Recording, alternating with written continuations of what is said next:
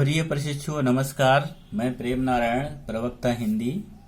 आज हम डीएलएड 2019 द्वितीय सेमेस्टर में विषय हिंदी में प्रकरण हिंदी शब्दों का वर्गीकरण पर चर्चा करेंगे। तो जो हिंदी भाषा का शब्द भंडार है वह बहुत ही विशाल है और हिंदी भाषा में अनेक प्रकार के शब्द होते हैं या जो शब्दों का रूप है वो अनेक प्रकार से मिलता है, जिसको जानना बहुत ही आवश्यक है। तो हिंदी शब्दों का जो वर्गीकरण है वो निम्नांकित 4 आधार पर किया गया है, जिनमें से पहला है अर्थ के आधार पर शब्द। तो अर्थ के आधार पर भी शब्दों के 3 भेद किए गए हैं। तो जिनमें से पहला भेद है वाचक शब्द, यानी वह शब्द जिनका उच्चारण करने मात्र से ही शब्द का अर्थ आसानी से समझ में आ जाए, ज्यादा बुद्धि ना खपानी पड़े, उसे ही वाचक शब्द कहते हैं। और वाचक शब्द से संबंधित वाक्यों में अभिधा शब्द शक्ति होती है। तो यहाँ पर उदाहरण है मोहन शेर लड़का है। तो यहाँ पर जैसे ही इस वाक्य का उच्चारण किया जाता है कि मोहन शेर लड़का है, तो सीधा अर्थ यह समझ में आता है कि जो मोहन है वह शेर जैसे शक्तिशाली है, यानी जो मोहन है वह बलवान है। तो इसका अर्थ जानने में विशेष बुद्धि का प्रयोग नहीं किया गया, इसलिए इस वाक्य में वाचक शब्द और अभिधा शब्द शक्ति हुई। दूसरा है लक्षक शब्द। इसका संबंध लक्षणा शब्द शक्ति से है, यानी जब किसी शब्द या वाक्य का अर्थ लक्षण के आधार पर निकाला जाए तो वहां पर लक्षणा शब्द शक्ति होती है। जैसे कि पंजाब जरूर हारेगा क्योंकि राजस्थान शेर है। मान लीजिए कोई युद्ध हो रहा है या कोई खेल हो रहा है, 2 टीमें हैं, एक पंजाब की एक राजस्थान की।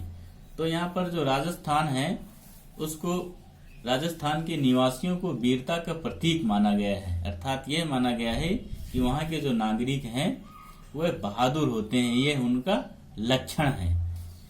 तो लक्षण के आधार पर जब अर्थ निकलता है तो वहां पर लक्षक शब्द और लक्षणा शब्द शक्ति होती है।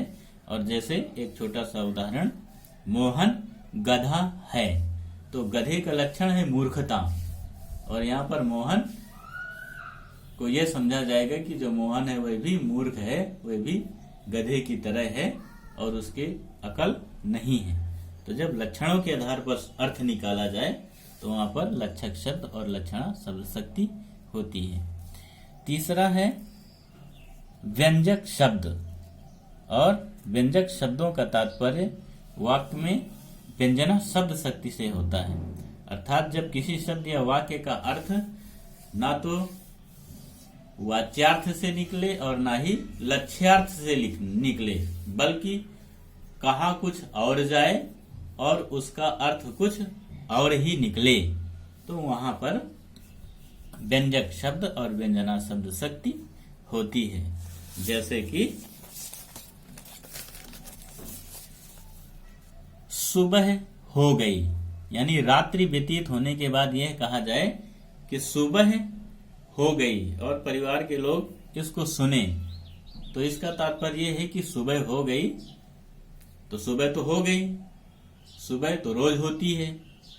तो जब तक शब्द शक्ति का प्रयोग नहीं किया जाएगा, उसका ज्ञान नहीं होगा, तो उसका अर्थ भी नहीं निकलेगा।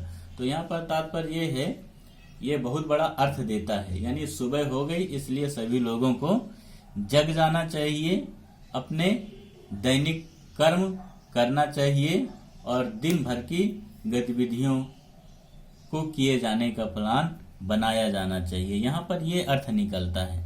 और यह कह दिया जाए सुनो आज रविवार है, यानी जो कामकाजी व्यक्ति होते हैं तो वो उनके लिए रविवार का बड़ा महत्व होता है, अर्थात आज रविवार है, इसका अर्थ निकलेगा आज रविवार है इसलिए बहुत सारे काम हो जाएंगे। तो यानी इसका सीधा अर्थ न निकल करके व्यंग्यार्थ या व्यंजना से जब अर्थ निकलता है तो वहां पर व्यंजक शब्द और व्यंजना शब्द शक्ति होती है। तो अगला आधार है शब्दों के विभाजन का व्युत्पत्ति के आधार पर, यानी उत्पत्ति और व्युत्पत्ति के आधार पर शब्द के कितने भेद होते हैं। तो इस आधार पर भी शब्द के 3 भेद होते हैं। पहला है रूढ़ शब्द, दूसरा यौगिक शब्द और तीसरा योग रूढ़ शब्द।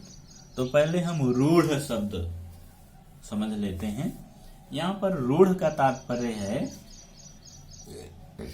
परंपरा से चले आ रहे शब्द, यानी वे शब्द जिनका एक ही अर्थ निकलता है और उसके अलावा उनका दूसरा कोई अर्थ हो ही नहीं सकता, और जिन शब्दों के टुकड़े करने पर कोई भी अर्थ नहीं निकलता, यानी एक जो शब्द होता है वह एक ही अर्थ को व्यक्त करता है, एक ही अर्थ के लिए प्रसिद्ध हो जाता है।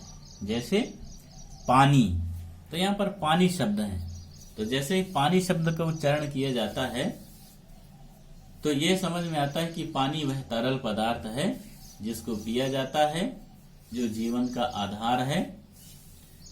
लेकिन जब पानी शब्द के टुकड़े कर दिए जाएंगे, पा को अलग कर दिया जाएगा और ना को अलग कर दिया जाएगा, तो इनका अस्तित्व समाप्त हो जाएगा और कोई अर्थ नहीं निकलेगा। इसी प्रकार फल और पेड़, फा और ला को अलग करने से भी कोई अर्थ नहीं निकलेगा।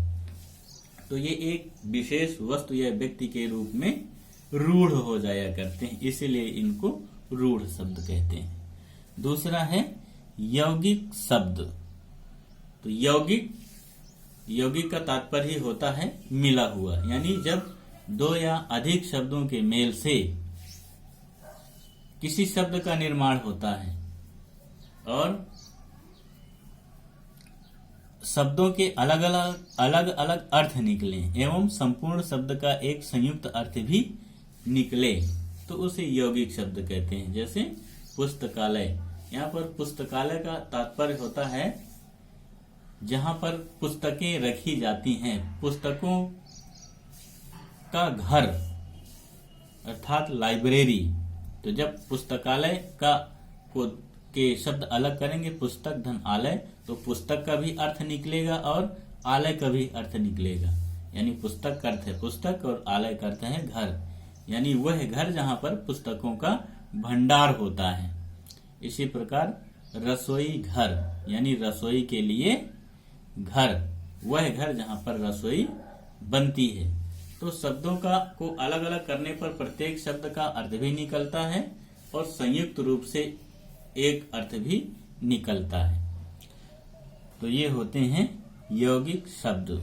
और तीसरा है योग रूढ़ शब्द। इसको समझ लेते हैं। जो 2 या अधिक शब्दों के मेल से बने होते हैं, जिनके टुकड़े करने से अलग अर्थ तो निकलते हैं, यानी जो टुकड़े किए जाते हैं उन टुकड़ों के अलग अलग अर्थ तो निकलते हैं, लेकिन जो संपूर्ण अर्थ होता है वह किसी एक वस्तु या व्यक्ति के लिए रूढ़ हो चुका होता है, प्रसिद्ध हो चुका होता है, उसके अलावा उसका दूसरा अर्थ नहीं लगाया जाता है। जैसे पंकज शब्द है, यहाँ पर पंकज जब इसका विग्रह करेंगे, अलग करेंगे, तो पंक धन जा बनेगा, यानी पंक का तात्पर्य होता है कीचड़ और जा का अर्थ होता है उत्पन्न होना। तो ये जो पंकज शब्द है तो ये कमल के लिए रूढ़ हो गया है, और लेकिन जो पंकज है उसका जब अर्थ निकाला जाएगा विग्रह के आधार पर, तो जल से उत्पन्न, कीचड़ से उत्पन्न।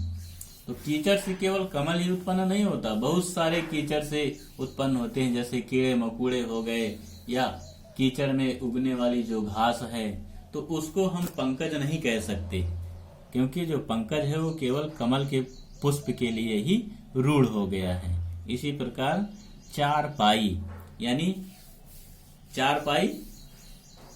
चारपाई शब्द किसके लिए रूढ़ है? ये जो है बिस्तर के लिए रूढ़ है, यानी वह जिसमें 4 पाए होते हैं, जिसको खटिया कहते हैं। इसको हम तखत नहीं कह सकते, तखत में भी 4 पाया होते हैं, उसमें भी 4 पाया होते हैं, लेकिन जो 4 पाई शब्द है वो खटिया के लिए रूढ़ हो गया है। तो ये 2 शब्दों से मिलकर तो बने होते हैं, लेकिन वो किसी विशेष भाव या अर्थ के लिए रूढ़ हो चुके होते हैं। तो ये जो योग रूढ़ शब्द होते हैं उनका संबंध बहुव्रीहि समास से भी होता है। और तीसरा है भाषाई विकास के आधार पर। तो भाषाई विकास के आधार पर भी शब्दों के अनेक भेद हैं, जिनमें से पहला है तत्सम शब्द। तत्सम शब्द से तात्पर्य होता है तत्सम, तत् वह अर्थात उसके समान, यानी संस्कृत भाषा यानी हिंदी भाषा में प्रयोग वह शब्द जो संस्कृत के हैं और अपने मूल रूप से हिंदी भाषा में प्रयोग किए जाते हैं, उन्हें ही तत्सम शब्द कहते हैं। जैसे सूर्य, प्रातः, नमस्ते, उषा काल। और दूसरा है तद्भव शब्द।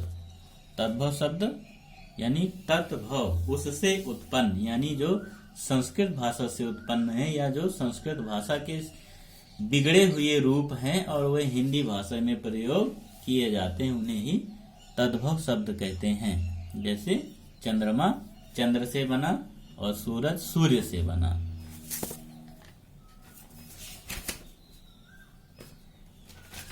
इसी प्रकार देशज शब्द।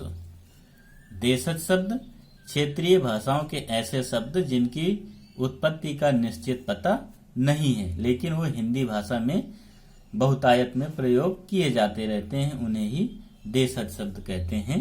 जैसे चकमक, लोटा, डोर, धड़ाम और बहुत सारे शब्द हो सकते हैं। अगला है विदेशी शब्द, यानी वह शब्द जो विदेशी भाषाओं के शब्द हैं और हिंदी भाषा में इस प्रकार से खप गए हैं, मिल गए हैं कि लगते ही नहीं कि वो विदेशी भाषा के शब्द हैं। जैसे स्कूल, स्टेशन, अलमारी, तोप, चाकू।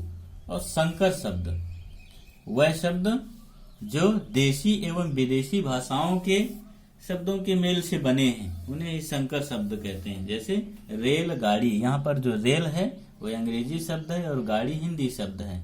आबो हवा, आबो उर्दू का शब्द है और हवा हिंदी का शब्द है। तो इस प्रकार इन्हें संकर शब्द कहते हैं। चौथा, शब्दों के वर्गीकरण का आधार है रूप परिवर्तन के आधार पर।